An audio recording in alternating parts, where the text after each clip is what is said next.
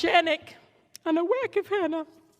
How many Palestinians have to die for their lives to matter? Life under apartheid strips Palestinians of their human dignity. How would you feel if you had to go through dehumanizing checkpoints 2 blocks from your own home to go to the doctor or travel across your own land?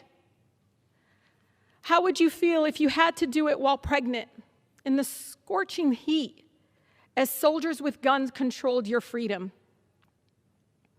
How would you feel it if you lived in Gaza, where your power and water might be out for days or weeks at a time, where you were cut off from the outside world by inhumane military blockade? As long as the message from Washington is that our military support for Israel is unconditional, Netanyahu's extremism, right-wing government will continue to expand settlements, continue to demolish homes, and continue to make the prospects for peace impossible. 330 of my own colleagues, and Democrats and Republicans here, 75% of the body here, signed a letter pledging that Israel shall never be made to comply with basic human rights laws that other countries that receive our military aid must observe. You know, when I see the images and videos of destruction and death in Palestine, all I hear are the children screaming from pure fear and terror. I want to read something a mother named Iman in Gaza wrote 2 days ago. She said, quote, "Tonight I put the kids to sleep in our bedroom so that when we die together."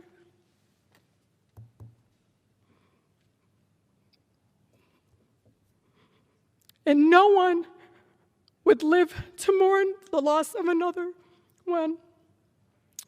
The statement broke me a little more because of my country's policies and funding will deny this mother's right to see children live, her own children live without fear and to grow old without painful trauma and violence.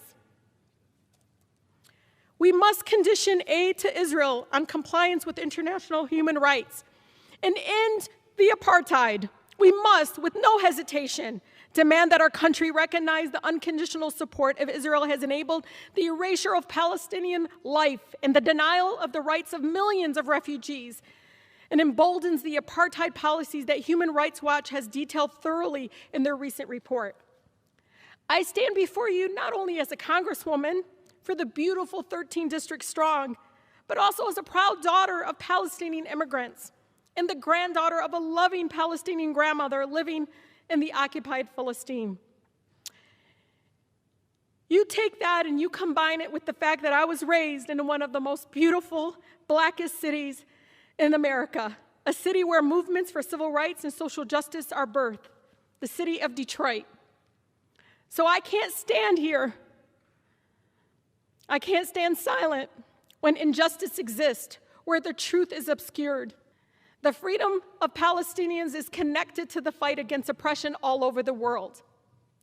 Lastly, to my city in Palestine, Ashanik and a whack of Hannah, I stand here because of you. Thank you.